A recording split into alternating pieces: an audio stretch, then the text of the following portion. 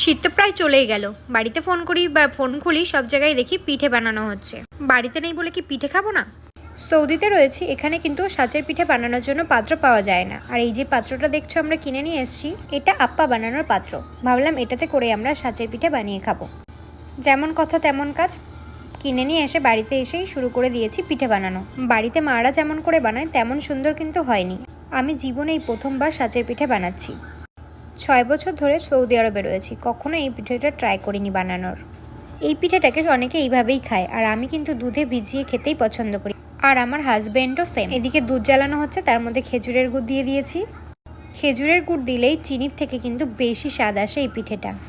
এই পিঠেটার অনেকে অনেক রকম নাম দেয়, আমরা যেমন বলি ভিজানো পিঠে।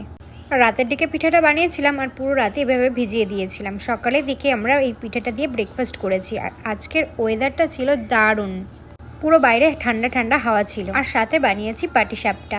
এটা আমি সৌদি আরবে বসেই অনেকবার ট্রাই করেছি, আজকেও করলাম, খুব টেস্ট হয়েছে। তোমরা এই শীতে কে কী পিঠে খেলে জানিও।